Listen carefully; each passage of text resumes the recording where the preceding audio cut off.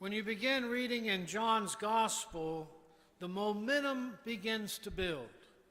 It's like a great drama, and I want you to hear it and picture it happening, if you will. It's like a director behind the scene directing this play that begins to happen. Cue the music, you hear this low, sustained notes that reverberate deep within, moving us, this deep. This is a low-budget sermon. And then you hear, cue the lights. The lights slowly began to fade from darkness into mysterious colors of reds and blues. There's a fog over the stage, those colors. And then there's this deep voice, this Earl Ray Jones voice, this Darth Vader voice, this Mufasa in Lion King voice, this Arby's "we have the meat" kind of voice that begins to read, "In the beginning was the Word, and the Word was with God, and the Word was God. He was in the beginning with God." The actors are cued, first seeing the silhouettes. One appears stage left, the other appears stage right, and two men emerge, and one we know is John the Baptist, and the other is Jesus. And both are introduced as the scene begins to change. Again, the lights are cued in action. The fog clears as the set comes alive with people moving and talking. You can hear what they're saying, but not really. The director wants you to know something is about to happen, and you get it. You know it. You're waiting for it. The drama about the Word made flesh begins to come alive right in front of you as the two disciples of John begin to follow this one named Jesus. Up until now, there has been movement, there has been pointing gestures, but now there are lines in this drama. Jesus turns to the two that are following him and says, "What are you looking for?" And they respond, "Where are you staying?" And Jesus responds to them, "Come and see." The scene changed. The same two disciples, animated, pulling the arm of another. "We have found the Messiah. Come with us. Come with us. We want to introduce you to this one named Jesus." Cue the lights again. The lights change to signal the dawn of a new day. And Jesus invites a man to follow him just as the day before, and he does. His name is Philip. And Philip is filled with the same animated enthusiasm, goes to another to tell what he too has discovered. Philip says to this man, we have found the Messiah about whom Moses and the law and also the prophets wrote. It's Jesus. It's the son of Joseph from Nazareth. Finally, there's an introduction. Jesus of Nazareth. That's his name. That's who he is. And Nathanael says to him, "Can anything good come out of Nazareth?" Cut, stop the lines, cut. Come on, Nathanael, that's not your line. That's not what you should have said. What kind of question is that? What do you mean, can anything good come out of Nazareth? Granted, it's a small rural village that's about 150 to 200 people. Yes, and most of them are very poor. And of course, they are economically dependent on the city of Sepphoris, which is the capital of Galilee. And so it's certainly not a place that people would probably want to live there by choice. And granted, there is no mention of Nazareth in the Old Testament. There isn't any connection between Nazareth and the long anticipated coming of the Messiah. So it's not Nazareth, it's not a holy place. Well, I guess that depends on how you use the word whole.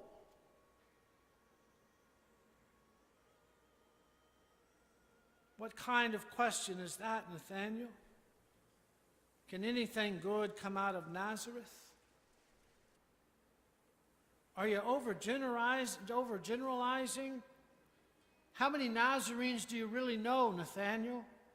Have you ever been there? Why would you ever even think such a thing? Can anything good come out of Nazareth?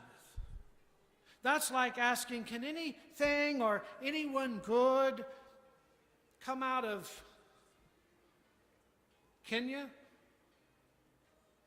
South Africa, Nigeria, Haiti? Such statements are not only prejudicial, but harmful and hurtful. Because when you start asking such questions, where do you stop? Where do you draw the line?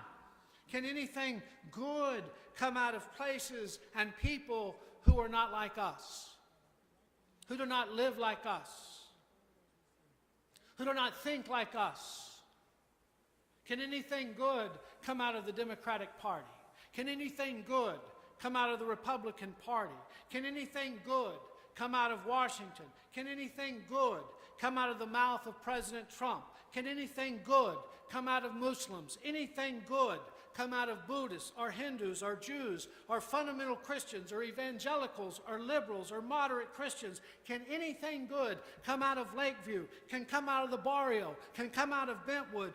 Where does it stop? In the name of God, where does it stop?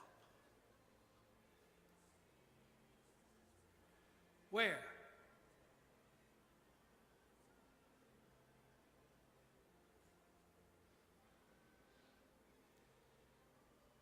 It stops by admitting that we are all prejudiced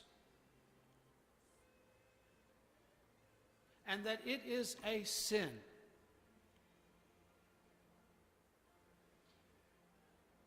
Because it creates brokenness in relationships with each other and with self. Part of the sin of prejudice is what it does to us who hold it. Those who are prejudiced, because it hardens the heart. And prejudice is not, and you need to hear me say this so very clearly, prejudice is not just limited to the issues of race. I do not consider myself racist at all. But that doesn't mean I'm not prejudiced, because I am. I confess it. I admit it. I am. And it's wrong.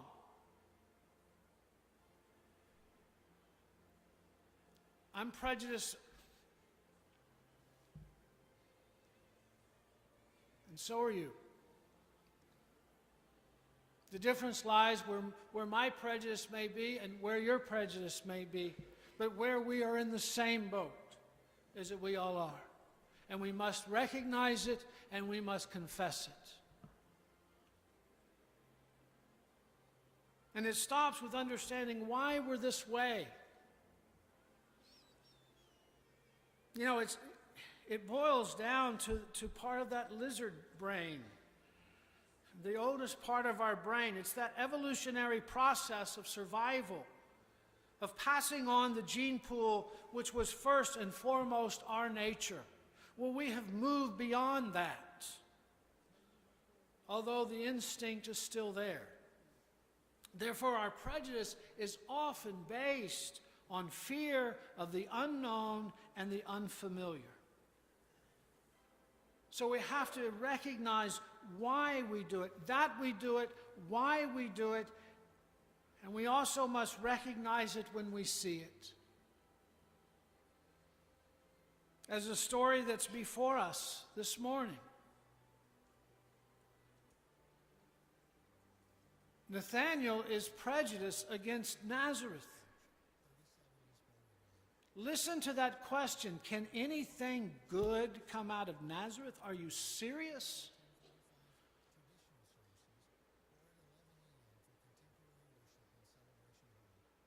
It stops by then being open, as we have in the story before us, by being open to an invitation that Philip gives to Nathanael. Notice that Philip doesn't argue with Nathanael. Philip doesn't try to prove his points on why Jesus could be the Messiah. And yes, certain good things could and possibly have come out of Nazareth. There wasn't any of that. All Philip says is what? Come and see. Nathanael, just come and see.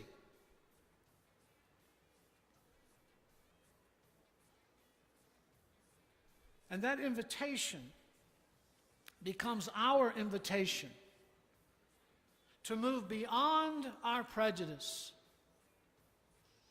to come and see and to move beyond our beliefs as he moved beyond his beliefs about Nazareth. Come and see what happens, Philip says to Nathanael. Well, let's see because remember, we're in a drama. We're in this play. We still haven't forgotten it. So places everyone. Let's cue the lights. Let's get ready again. Here we go. Narration, begin the narration. When Jesus saw Nathanael coming toward him, he said to him, "Here is truly an Israelite in whom there is no deceit." And then Nathanael gets to speak, and he says, where did you get to know me? And Jesus answered, "I saw you under the fig tree before Philip called you." Cut! It's so hard to be a director. Cut! Stop the scene. Because at this point, I so wish to rewrite the script. I wish Nathanael would, when Jesus said, well, I saw you under the fig tree before Philip called you, I wish Nathanael would have asked, what can you know about me by just seeing me under a fig tree? Other than the fact that I'm male, other than the fact of the color of my skin, what else can you know about me? And I wish Jesus would then answer the same that you can know of anyone who is from Nazareth. You can't by just prejudging. This passage invites us to be as Nathanael and to move beyond his prejudice, to be open and to come and see for yourself.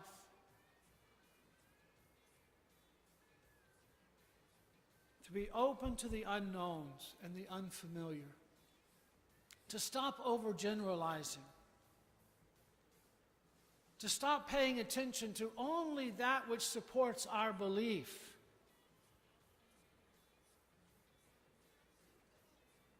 Come and see. Come and see, Philip says to Nathanael.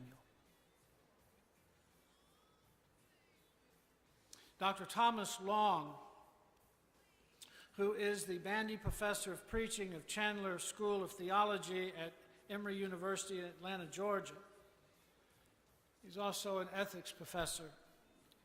An author tells the following story. In a certain church in the Midwest, the officers were debating whether to join several other churches in their sponsorship of a local family health clinic. The clinic had been established for the families of migrant workers because the public health resources were inadequate and burdened with red tape.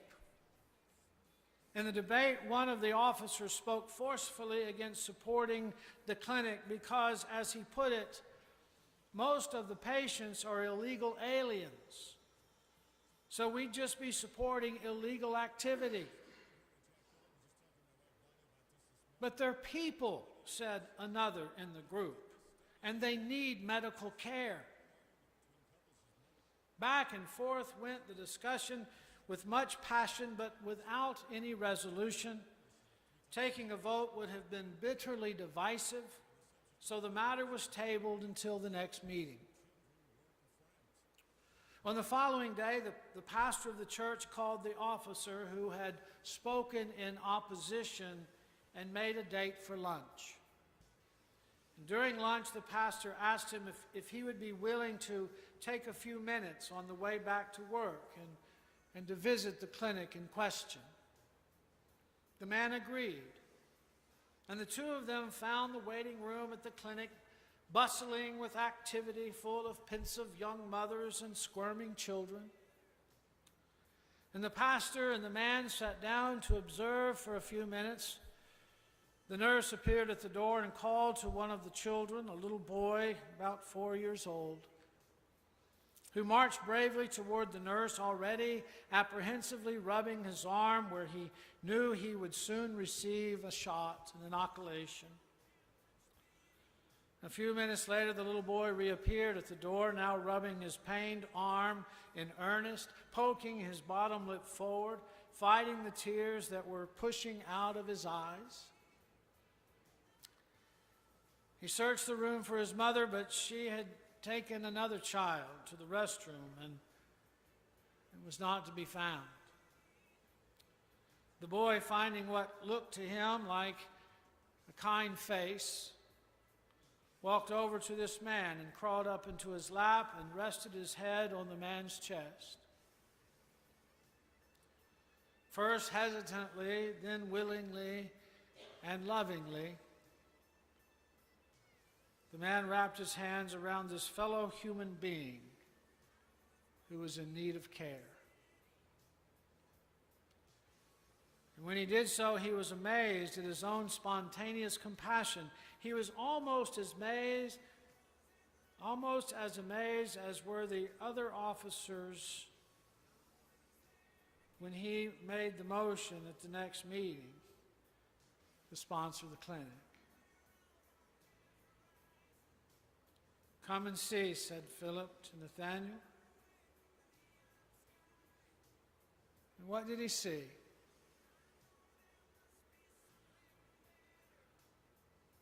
Well, you just have to be there.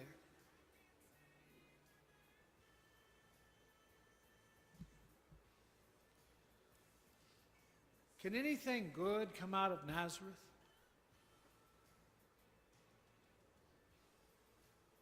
What do you think?